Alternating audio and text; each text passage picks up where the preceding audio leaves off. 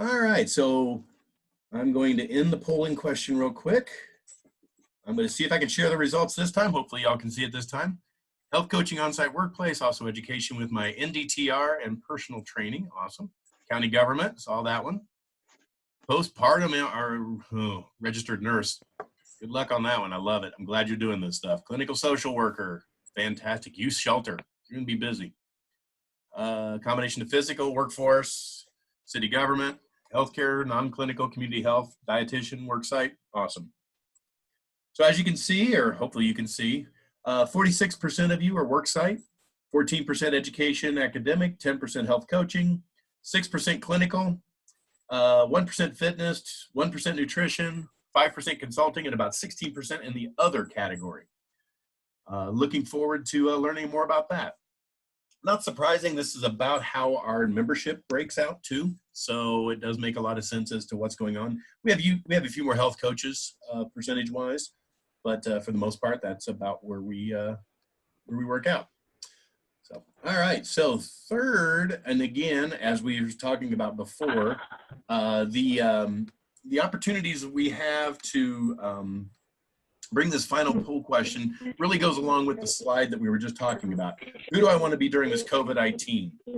And so it's mainly growth mode. I'm mainly living in the learning mode. Fear zone. Let me know where you are. Half growth, half learning. There's a lot of people living in that world. I can see that.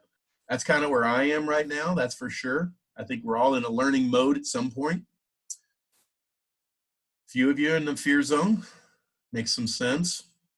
Mainly learning, mainly growth. Half fear, half learning. This does not surprise me with the group that we have on this phone call, or on this Zoom call, I should say, simply because generally speaking, we are traditionally much more of a positive force to be reckoned with anyway. So the fact that most of you guys are in that half growth, half learning mode doesn't surprise me. I'm pleased to see that still 12% are in that full growth mode. I'm trying to stay in there as much as I possibly can. There was a point in time on Sunday, I'm not going to lie, when I kind of went back into fear zone for a little bit. So it is kind of an interesting place, and that's for sure. Alice is saying, as I said last time, I live in New York City where we're all in fear, and we all pray and hope that New York City can lick this thing. No pun intended, and please don't lick anything in New York City right now. But yeah, it is great, and we are definitely looking forward to seeing where the results are. Where Lana lives, she's up in the Washington State area this month. She spends about half her time in Florida and half her time in Washington State. So it's one of those things where we are looking to try to make sure, and Lana's definitely been seeing this from almost pretty much the get-go, because Washington State was kind of leading the edge, right, Lana? Yeah, because the original cases were found out here with a high number of deaths early on, and so our governor hopped right on board, and we've been pretty much in shelter in place for almost a month. So I've gone through all of those, definitely through all of those stages. But gosh darn, I wish I would have stuck in the state of Florida, because the weather was a whole lot better than it's been out here during all of this. So. Spectacular. So just as a reminder, again, as we are looking in that growth mode and that learning mode especially, it's really looking at all 6 dimensions of wellness, making sure that you're not just focusing in on your physical health, making sure that you are looking at these various other pieces, particularly the intellectual piece, the spiritual, and the emotional. All of these are very important, but I think that's really where we're going to start to see more and more of those conversations happen. So I look forward to that. And with that, Lana, why don't you take over a little while, and as you need to, I'll be popping the slides around, but kind of talk to us a little bit about what you're thinking about from that perspective of reimagining wellness and where we're going, and what does wellness potentially look like in the future. Absolutely. So thanks everybody for taking time out of your day and joining this fabulous opportunity for us just to see your live chats and to have some faces on the screen. So it's great. I live, breathe anything that's wellness, and I really feel as though from a personal point of view, I also like to do anything that I can to kind of refresh and, you know, revitalize and reconstruct and reimagine. So definitely our focus with getting through this, from beyond just surviving to get to a point where we're actually thriving, is that we have to reimagine ourselves and our roles in the world of wellness, and we have to reimagine what our personal lives are. So today I want to go through just 4 areas that you can just develop some simple plans, and I've got some good actionable steps to achieve, just to get through, to reimagine, because we would have never imagined 6 months ago that all of us together as a world would be going through this, and going through this at this level. So anything that's wellness, anything that can make us stronger, bring us together, that's how I look forward to getting through this. And, you know, the expression, of course, I will never say anything negative. I'm always about the positive, but that which makes us stronger. And I really feel that collectively we're going to come together through this to get to the other side stronger. I think we're going to appreciate things more. We're going to appreciate people more, certainly our freedoms. We'll talk a little bit about that today. But it's an opportunity just to kind of reimagine things from the ground up. And the chat box with my slides, I'll have the chat box, and it's like, what are some of the ways these challenges are positively impacting you? Because the good's got to come out of it. We always have to find the good. The expression lemon and lemonade doesn't mean that much to me, because I love lemons and I love lemonade. So just, you know, feel free to chat up your responses to some ways that these challenges are positively affecting you. We're seeing more family time, more digital savviness. We're seeing touch basing with friends more, spending time with my husband now that we're both finally home, getting my house put together, a chance to slow down, get to see my kids, clearly communicating emotions, family dinners, not packing lunches. I like that one. Yeah, so we're definitely seeing a lot of really great stuff. Less shopping. Yeah. Working on my dissertation. Amberika! Get that side hustle taken care of, that's for sure. So yeah, definitely learning Puppy a lot. time, that's Puppy excellent. time. Gotta love a lot of that. So we're definitely going to continue to see a lot of these things. Organize my pantry. My wife has been nuts on those things. And I'll tell you what, I don't know about y'all, but in Indiana, they are going to be some of the most beautiful gardens and yards on the planet. That's for sure. So as we go forward, we're kind of under construction, and what was the normal is now going to be definitely the new normal. So, you know, chat up. What are some ways that this is becoming your new normal? Again, we've been doing this for almost a month in Washington State, so it is pretty much kind of our new normal. I'm going to talk about going through the stages of grief and loss, but we're now kind of on the other side where it truly feels like it's our new normal. So again, that's the beauty of our whole world of wellness, is that it's constantly changing. It's always something new. So our new normal is the kind of a focus that we're going to go forward with. Next slide, or Dana, with my next slide. Yep. Yeah. So yeah, kind of keep throwing in there. What are some ways to becoming your new normal? Doing everything online, getting used to working out at home. Yeah, there's a lot of things. Zoom. Starting to get a good daily routine. See a lot of Zoom. A lot of people are doing that. Yep. Sorry. Yep.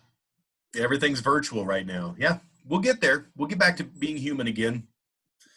We were joking about the National Wellness Conference last year. We had Ken Wadicki, who happens to be called the Free Hugs guy. And we're really, really glad we did not bring him in this year for this conference, possibly. And yes, we are still potentially going to have our conference in July. We're waiting to see.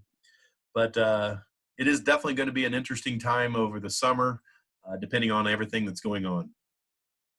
So when you look at it, one of the things that I want to kind of add into this piece was kind of what we're talking about when we're talking about what does the new normal look like.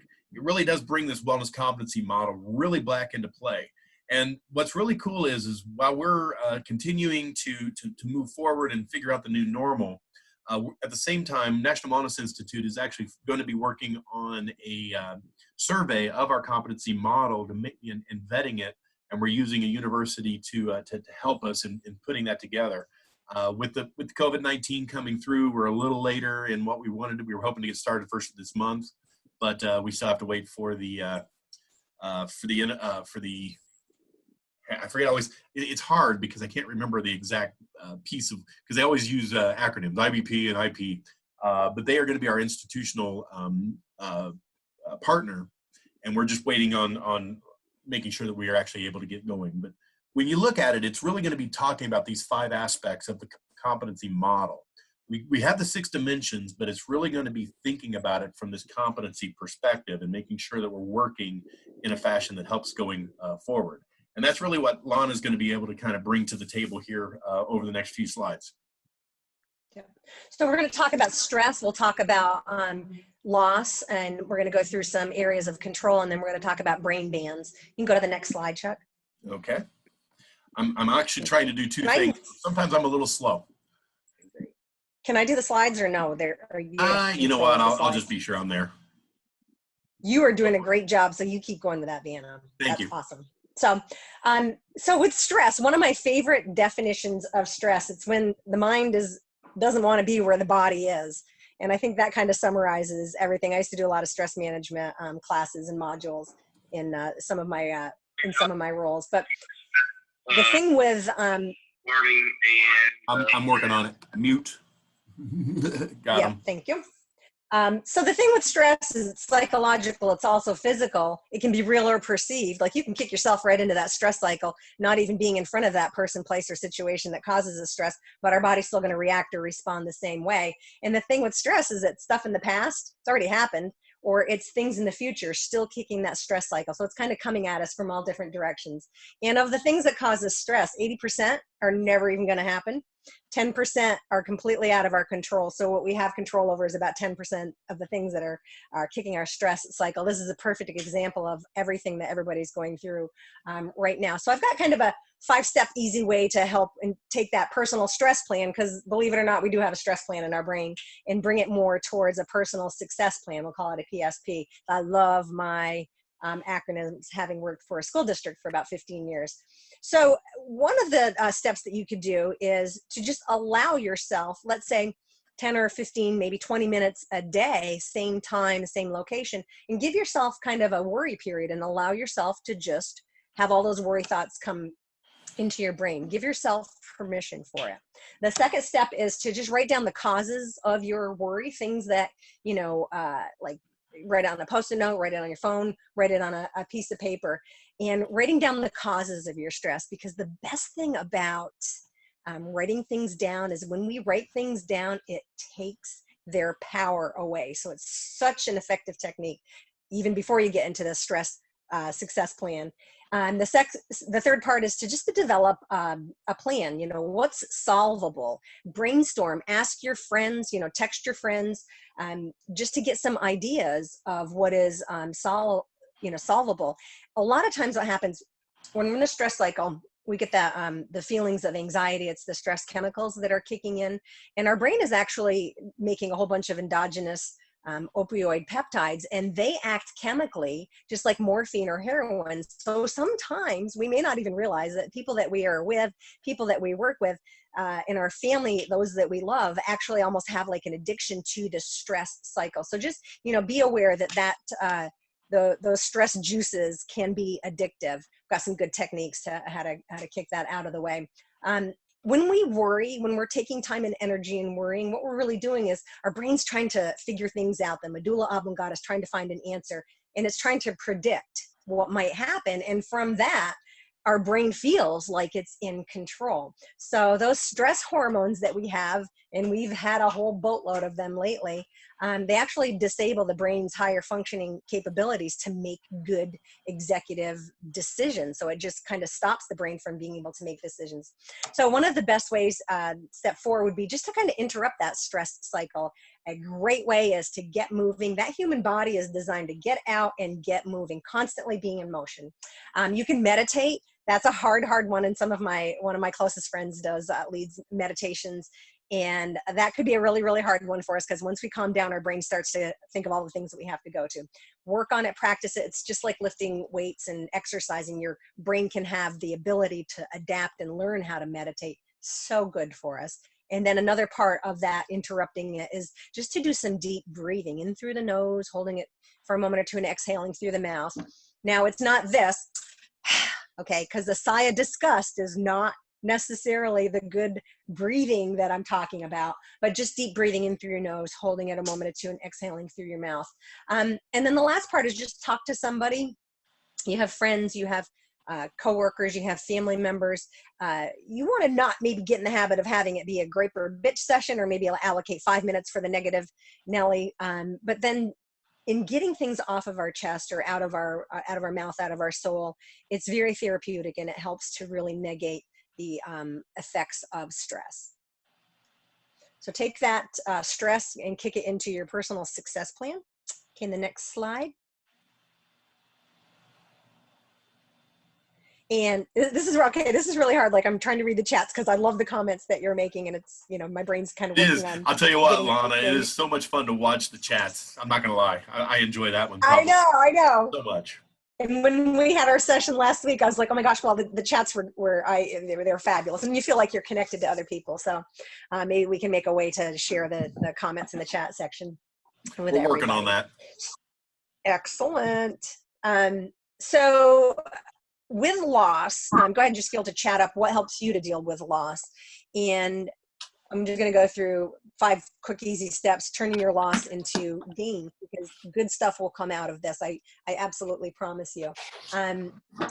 When we go through loss or grief, Kubler-Ross wrote a book in 1969 on death and dying, and so that model's still in play in our culture, in our society, in our workplace today. The first step is you go through kind of denial and isolation. That just like a survival mechanism. It allows you to buffer that immediate shock, or kind of, you know, numb the emotions, and that helps to carry us through the first wave. It's almost like an ocean. The second stage of grief and loss is anger. That's where kind of reality emerges, and oftentimes it's redirected towards objects, or, you know, strangers or family or friends. Very common step for people to go through. Sometimes people go through the stages in different orders and different sequences. We can kind of hop from one back to the other and spend different amount of times on going through our stages of loss. The third stage is bargaining, and that's where our helplessness or our vulnerability steps in. And I don't know about you all, but during all of this, I have felt so vulnerable in so many ways. So that vulnerability is a huge word. It's not a word that we really address that much in our world of health and wellness and health promotion. A lot of times we'll go through depression, and that's just kind of sadness. It's regret. Also, it's quiet preparation. And then the last stage is acceptance. Not everybody gets to this stage of acceptance, but also be aware in your roles as wellness practitioners, health, educators, coaches. Be aware of what resources are available, so you can send your people that you're working with to those resources that are available. I worked at a school district, and we had employee assistance program. That was one of the best resources for people to access. Now they're changing the format. There's Zoom, there's telephonic, there's online, all sorts of ways to meet the needs of our people. So rock and roll, and certainly reach out yourself if you need any type of help to get through this, and then definitely be the source of information for the people that you serve. So I have just kind of a 2-step way to help turn that loss into our gain. And the one is you want to seek support. It's so vital. So I'll go through some people in play, things that you can do to get through the support. And then the second part is just to take care of you. So turn to your friends and your family, lean on those. A lot of times we feel as though we've got to be the strong one. We've got to be independent. We've got to be able to be self-sufficient, but go ahead, and especially during times like now, lean on other people and tell them, you're having a hard time, or you need a little bit of help or some love. Accept also, in going through loss, that a lot of times people feel kind of awkward and they don't know how to comfort you. So never let that be a reflection of that person. Also, be aware that it's not necessarily a good excuse to retreat. So just be aware of, that it is awkward a lot of times for people to help others get through difficult times. Draw comfort on your faith. That's my favorite one. Spiritual activities, they just really, if you're praying or meditating or reading, it's all stuff that kind of gives our soul the solace that we need. So definitely tap into those. First thing in the morning, I always say it's going to be a great day. When I go to bed at night, I'll think of 3 things that I feel really, really good about, and things that that I've accomplished or that I'm proud of, or things that just make me happy to go to sleep. Another one is to just kind of join a support group. Oh my gosh, there are such amazing groups now, especially on Facebook, that you can belong to, and they're uplifting and they're positive, and you can feel like you're not the only person going through all of this. And then the last resource is definitely, if you're feeling like you need to talk to somebody, definitely talk to somebody, therapists or counselors, and access the resources that are available. The second step for turning your loss into gain is just to take care of yourself. Gosh, we get so busy and we take care of everybody else, we kind of forget to take care of ourselves. And in taking care of yourself, you want to face the feelings that you're having. Just acknowledge them. Acknowledge this grief. Acknowledge that it's, it's just hard times. One of my favorite activities I did this past week was I Googled Chris Mann and watched some of his videos. I highly recommend that because he's absolutely hysterical on his he does an Adele video. It's so fun. And I looked at it, I'm like, oh my gosh, everybody's going through this. It was kind of my paradigm shift. So express yourself too is another Chris, step. Lana, So you might want to say that again. Cynthia's looking for who was Chris's name again? Oh, Chris Mann. M-A-N-N? He was on The Voice, or M-A-N-N. Yeah. It's hysterical. You will laugh so hard. He's got a Madonna song, and then he's got the Adele one. He's great. So thanks for asking that. That one again. It's Mann, M-A-N-N. So we're getting a lot of people with John Krasinski's Simply Good News, which we actually posted out on our website. Brene Brown, we ought to be getting royalties because I think about 40 people threw Brene Brown's name out there. I wanted to jokingly call her Brene Brown, but I knew you guys would not. You would think that I was an idiot. I know who Brene Brown is. But yeah, it's been kind of fun watching some of these things. But I've really enjoyed a lot of and I've even enjoyed a lot of like music and a lot of folks that are putting out a lot of the things. One of my favorite bands is a small band out of Tennessee called the Cowboy Poets, and they've been doing a lot of online stuff, and they've got some great music that I've been listening to for 20 years. So it's been fun to watch. Good stuff. Yeah. And I love the idea that we're sharing this because you get good ideas from everybody. I don't know how we would have gone through this 20 years ago without having that social connection of what we have through social media. It just makes such a huge difference. I don't know if we could have done this even 6 years ago, to be honest with you, Lana. If you, I mean, just this kind of technology, Zoom wasn't even existing then. No. Yeah, exactly. And before it's just, I don't know how we would have done it 6 years ago. Absolutely. So anyway, we'll talk a little bit about things that are out of your control and whipping them back into control. So we all actually have a need to feel like we're in control. So go ahead and chat out some of the things that help you feel in control. It's not necessarily have to control things, but we have to feel like we have a sense of control. So I like that shift. And it's also called a locus of control. That was a long, long time ago. I think in the 60s and 70s, that was research out, but it talked about the internal locus of control, which is really an attitude of I have control, I'm more proactive, I'm more self-motivated. Anybody who does health coaching or any health education can relate that to kind of an intrinsic motivation. Anybody who does personal training, definitely intrinsic motivation. So you also want to encourage people to get hold of themselves to be able to motivate themselves. That comes from within. The external locus of control is the other one, and that's where people a lot of times have that attitude of more passivity. Things happen out of luck. And they feel almost like there is no control. So when we feel out of control, really what it is, it's kind of like a tension between the need for control and our perceived absence of control. And so this was something that I went through probably 2 weeks ago, and I'm sure almost everybody can relate to this, where you feel like every aspect of your life, most every aspect has been taken out of your control. And that makes it really, really, really hard to be able to get through this. So I'll just go through 3 really easy steps for grabbing hold of control. The first is just, kind of consider where you can control, you can increase your sense of control, your feeling of control.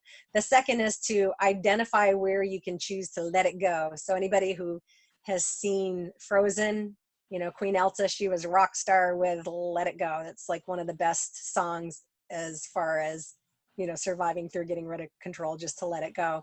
And then the third step is just kind of distance yourself from your thoughts and emotions. I use this a lot in any of my health coaching or any of my sessions, or I taught stop smoking classes for a number of years, is to take yourself take your feelings out of the, kind of out of your brain and making the decision. So just kind of distance yourself from your thoughts or feelings. Because if we give into, I don't feel like doing it, I don't feel like exercising, I've seen that come up a couple of times, I just don't have that motivation. So pluck that part out, just take the feelings and the emotions out. And what happens is it kind of bypasses and allows you to go right to the areas that you feel like you can have better control. But, just actually just kind of giving up control, oddly, is still a part of control. So kind of look at it that way. And the reality is of the things that are happening, especially that we're going through the landscape of our lives right now, is that we always have control over our thoughts. That's the one thing that we always have control over. Ilana, real quick, there's a few folks Yep. that said that they missed the step one of the control piece. Could you just kind of do about a 10-second brief on that one? Sure. So the first step is just kind of consider where you can control things that you can control. You can actually write them down, areas of your life where you feel like you have a higher sense of control. The second part is to identify where and what you can choose to let go.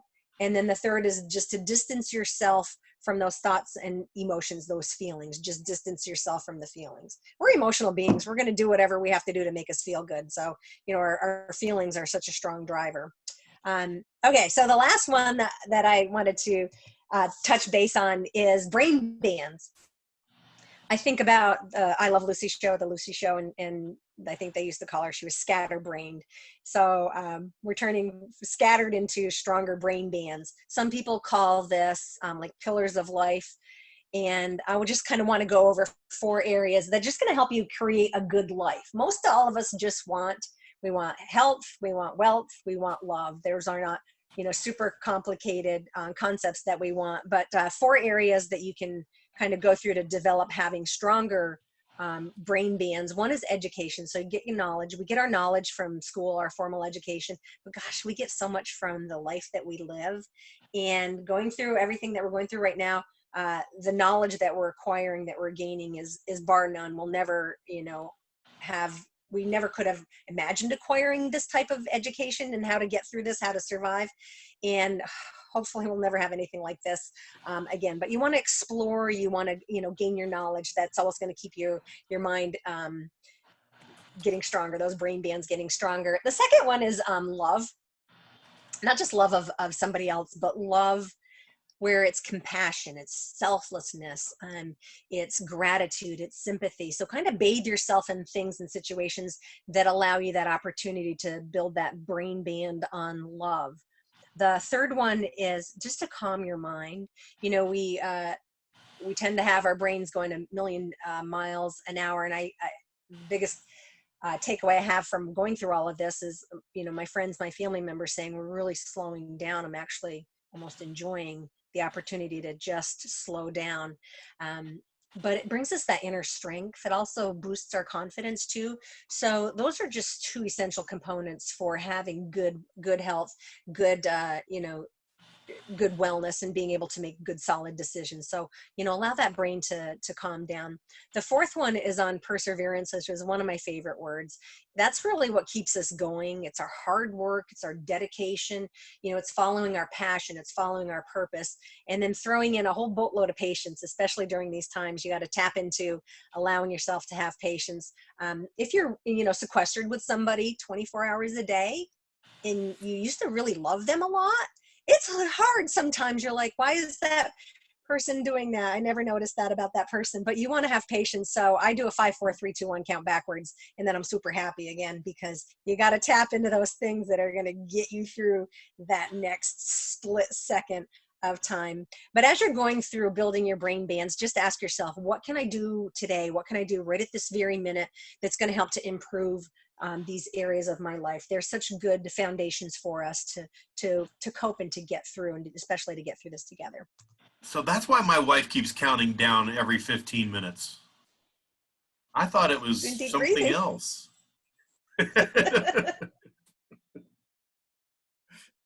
Oh my. Okay, I've done my I'll tell you what, there's done my again 4 some great information going in the chats. Passion and perseverance is my motto.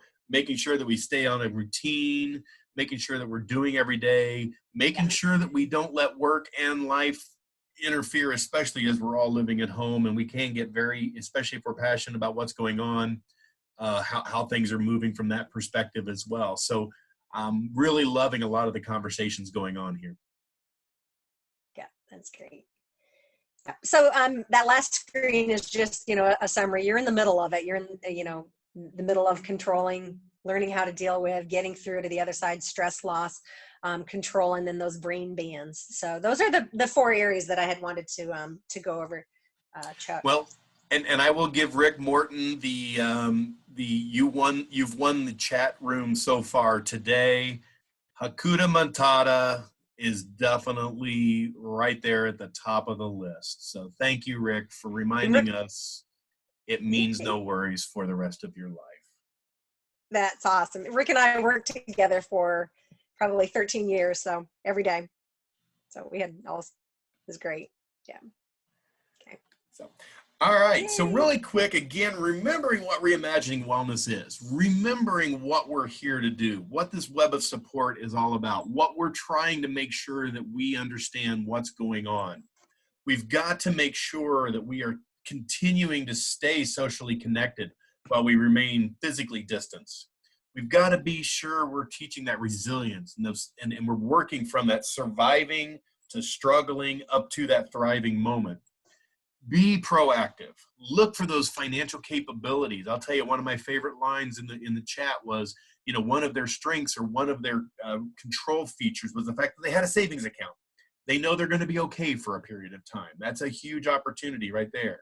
Learning and understanding that new normal. We've got to figure out what this new normal is, and we don't know exactly what it's going to be. Giving, loving, life learning, having purpose. Today, tomorrow, the rest of the time. This is the best period right now. If you're not going to learn something new, if you don't have a side hustle that you've been working on, not working up to the level of where you want it to be, that's because you have a discipline problem, not because you don't have a time problem. And then that's why my basement and my office space right here is still very cluttered. It's not because I don't have time, it's because I don't want to do it. But we've got to make sure that we think those ways and ensure that that's going forward. And always remember, we are very lucky because we are very close, because Chuck Norris has now got the coronavirus and the virus itself has been quarantined for 14 days. So we know that we are really close to making sure that we're going to break through and we're going to hit that top point. Because if Chuck Norris has got it taken under control, we're good to go. And he just turned 80 years old just 2 weeks ago. And that's just an amazing story in and of itself. All right. With that, again, I appreciate it. We have now been able to, as we can say, it is what it is. We're really working towards making sure that people are moving forward in the positive direction. We're getting close, I think, to that peak period. We hope, we anticipate. The models are showing it that way. Washington State, like you said, Lana, is leading the way in the United States, at least. In other countries, we're starting to see some very positive things that are happening. And we're looking forward to it. And it's always good when we can call Saul. So we definitely better call Saul. Lana, Saul, thank you so much for your time. We will be continuing to do some of these over the course of the next weeks. We're trying to do at least one a week. We're trying to do it at different times of the day, just so that we can have some different pieces. But watch for an email, watch through our social media, what's going on.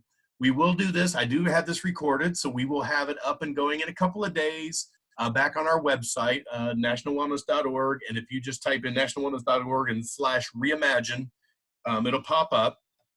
And with that, thank you so much, Lana. Thanks, everybody, for being here. And we look forward to the next time that we get you guys together. Yay. Thanks, everybody. Have a great day. Make it a great day.